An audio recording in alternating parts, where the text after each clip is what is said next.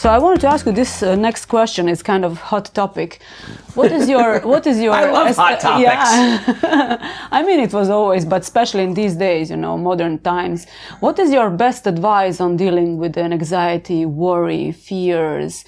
What do you think is the root cause of that?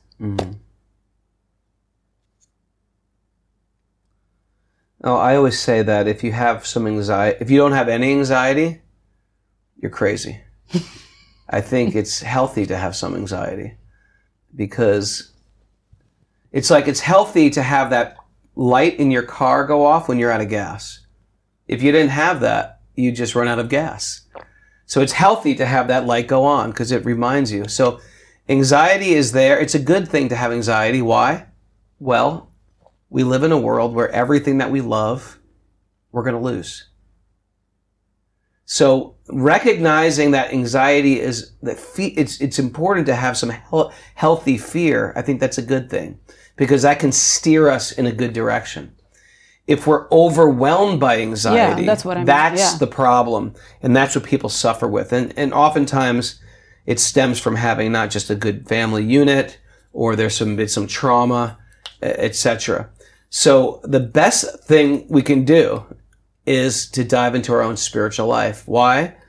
Because we learn to zoom out and see a bigger picture of our life, right? So sometimes in the past, we worry about something. Maybe 5 years ago, you worried about something was on your mind. It was financial, it was romantic, or it was betrayal. We're consumed in it. But I look back now, 5 years later, thinking, who cares?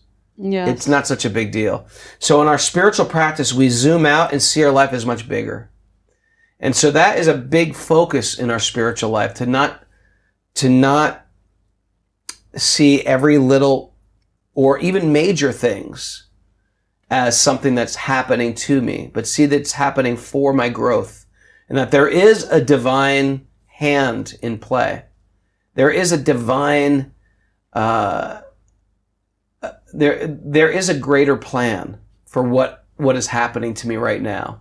And I can't see it because it's sort of right in my face. But if I could just step back, I could see that the universe or God or source is trying to lead me somewhere to some greater realization. And that's where faith comes in. Reasonable faith that I'm a spiritual being and that I'm always taken care of and I'm protected and I'm on a spiritual path, and I just throw up my hands, my Lord, whatever you want to call God. I call God Krishna, but whatever you want to call God, my God, my Lord, or Jesus, whatever you want to call God. What would you like from me in this situation? And don't go to the medicine. And what's the medicine people take? They shop, they drink, they sex, they smoke. Those things dumb out the pain. That's like driving that car and the light goes on because you're out of gas, right? Don't pop that light out with a screwdriver. That doesn't fill up the tank. That just means, see, I don't like, every time that light goes on, I run out of gas. So I'm just going to break that light. Don't break the light. Take that as a sign. Take our anxiety as a sign to go further into your spiritual life. And just to see yourself as something bigger that's loved and cared for, just to frame out our pain like that, it relieves a lot of anxiety. So I think spirituality, and there's a lot of things you can do. It could be a whole class in itself. There's a lot of things you could do, but that's the basic idea, is when I see myself as part of something much greater and having faith that there's a loving hand directing me, that diminishes anxiety greatly, for sure.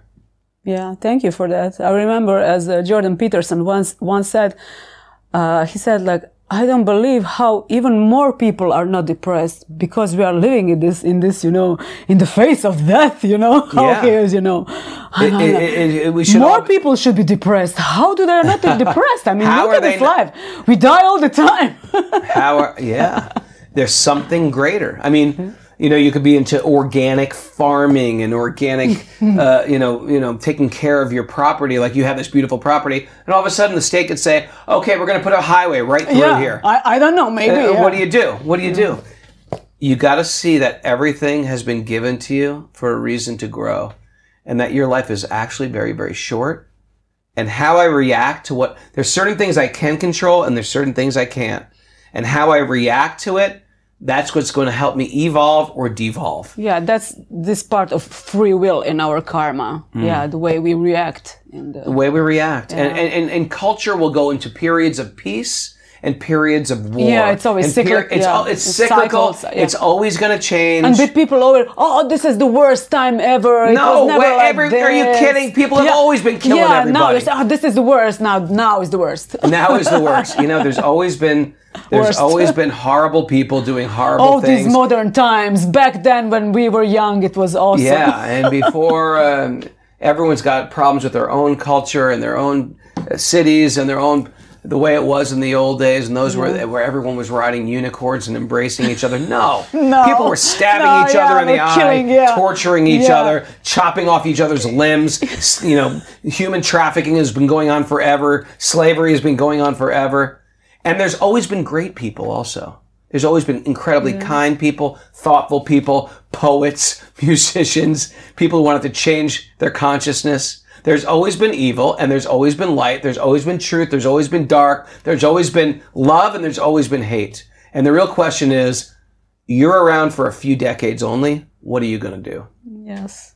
One man said, like, history is the story of our rebellion against God.